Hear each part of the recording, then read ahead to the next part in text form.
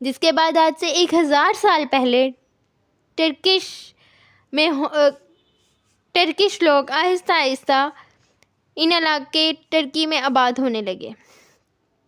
سلجک سلطنت کے سب سے بڑے پاورفل ٹرکش قبیلے ہمیشہ ان کے کیپٹل جو کہ ایران تھا اس کے بہت قریب رہتے تھے، اور جو کمزور قبیلے تھے جو اس کیپٹل سے بہت دور تھے، اس امپائر کے بارڈرز کے پاس رہتے تھے۔ انہی کمزور قبیلوں میں سے ایک قبیلے کے سردار کا نام تھا عثمان۔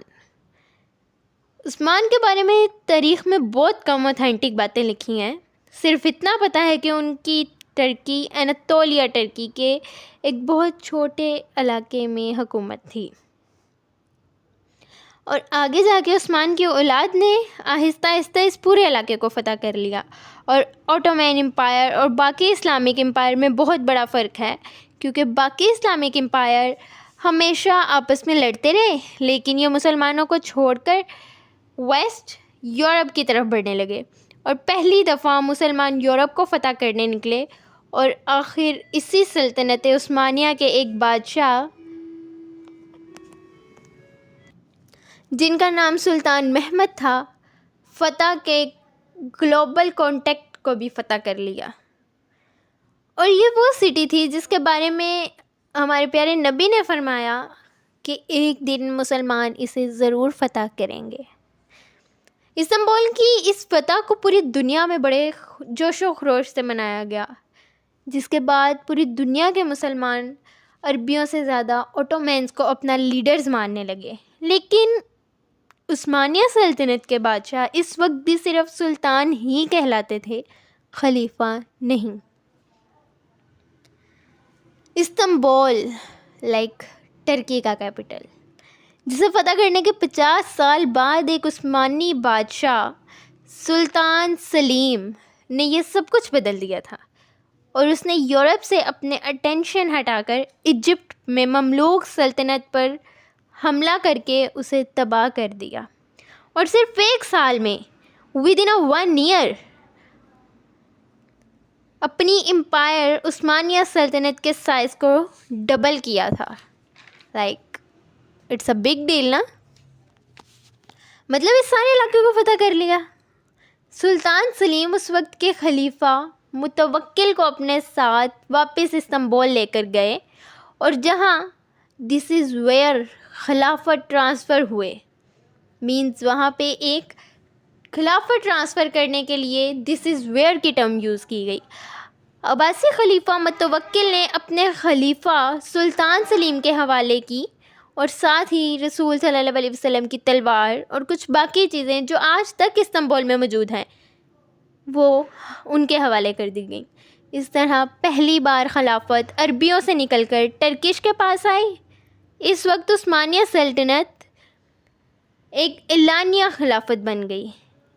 دیٹ اینڈ ناٹ اونلی، اور دنیا کی سب سے بڑی امپائر اور سب سے بڑی سپر پاور جس کی طاقت کے سامنے دنیا میں کوئی بھی کھڑا نہیں ہو سکتا۔ لیکن اگر آج سے 500 سال پہلے مسلمان دنیا کے اتنے ہی طاقتور تھے تو آج اس حالت میں کیسے پہنچے جہاں صرف آج تباہی ہے؟ اس کا کریڈٹ بھی اوٹومین امپائر کو جاتا ہے۔ کیا پوری دنیا کے مسلمان اوٹومینز کو اسلام کا لیڈر مانتے تھے؟ لیکن جیسے ہی عثمانیہ سلطنت اپنی پیک تک پہنچی، وہاں سے سب کچھ خراب ہونے لگا۔ وہاں سے وہ یورپ جس کے عثمانیہ خلافت کے ساتھ کوئی طاقت نہیں تھی، بہت بڑا چینج آیا۔ ایک آدمی اس نے غلطی سے انڈیا ڈھونڈنے کے چکر میں امریکہ دریافت کر لیا۔ امیزنگ نا؟ آگے دیکھتے ہیں۔ اور اس کی وجہ سے یورپ کے پاس اس پورے علاقے کی ویل جمع ہونا شروع ہو گئی، اور یورپ آہستہ آہستہ اوٹومین امپائر سے آگے نکلنا شروع ہو گیا۔ اور ناٹ اونلی دس، صرف یہی نہیں بلکہ اوٹومین امپائر میں بہت خرابیاں پیدا ہونے لگیں، اور عثمانی بادشاہ یا خلیفہ اپنے عوام سے بہت ڈفرینٹ دکھنے لگے۔ ایک آدمی جسے بلیو آئیز کی وجہ سے جانا جاتا تھا، اور اسے سلیم دا بلاڈ بھی کہا جاتا تھا، حالانکہ ٹرکش لوگ ایسے پہلے کبھی نہیں دکھتے تھے، اور یہ ایسا اس لیے ہوا کیونکہ آٹومن بادشاہ کے لیے جو عورتیں سلیکٹ کی جاتی تھیں ان کا تعلق ہمیشہ یورپ میں گریس اور یوکرین وغیرہ سے ہوتا تھا. اور ایسا کیوں ہوتا تھا؟ یہ ایسی لڑکیاں تھیں جن کی نہ کوئی تربیت نہ کوئی اسلامک ویلیوز ہوتی تھیں. وہ صرف اپنی خوبصورتی کی وجہ سے عثمانیہ خلیفہ کی ملکہ بن جاتی تھیں، اور ایونچولی انہی عورتوں نے عثمانی خلیفاؤں کو اپنی طاقت کے لیے یوز کرنا شروع کر دیا. اور کہا جاتا ہے کہ ان سے ایک عورت جس کا نام قاسم سلطان تھا، اس نے اپنی طاقت برقرار رکھنے کے لیے عثمانی خلیفاؤں کی جانیں بھی لیں، اور ان ملکوں کی لڑائیاں 100 سال تک جاری رہیں، جس کی وجہ سے عثمانیہ خلافت کو بہت نقصان ہوا. لیکن سٹل دا بگیسٹ لاس، سب سے بڑا نقصان جس کی وجہ سے مسلمان ویسٹرن کنٹریز سے بہت پیچھے رہ گئے. جب عثمانیہ خلافت اپنی پیک پر تھی، اس وقت یورپ میں سے ایک مشین ایجاد ہوئی جس کا نام پریس پرنٹنگ تھا.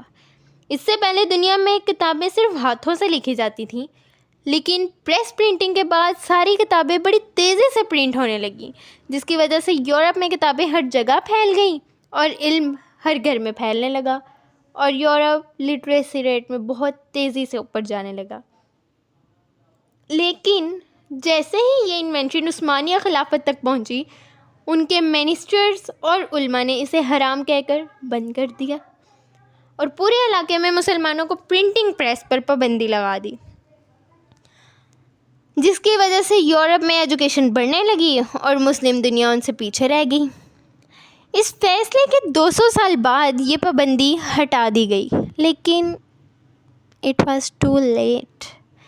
یورپ مسلمانوں سے ترقی میں بہت آگے نکل چکا تھا، اور آج پوری اسلامی دنیا، ایون قرآن بھی، صحیفے، بکس، یہ سب بھی تو پرنٹ ہوتے ہیں، وچ مینس آج پوری دنیا میں کوئی بھی عثمانیہ خلافت کے اس فیصلے کو نہیں مانتی. دین خلافت عثمانیہ کا ڈکلائن شروع ہوا، اور آخر ورلڈ وار 1 تک اتنے بڑے امپائر سے صرف اناطولیہ تک ہی رہ گئی. اور ورلڈ وار 1 میں ان کے ایلائی جرمنی کے ہارنے کے بعد عثمانیہ خلافت بھی ٹوٹنے لگی، اور عربیوں نے بھی برٹش کے ساتھ مل کر عثمانیہ سلطنت کو توڑنے کی فل کوشش کی، جس کے بعد آخر 1923 میں مصطفیٰ کمال اتاتürک نے آخری خلیفہ کو ہمیشہ کے لیے ملک سے نکال دیا.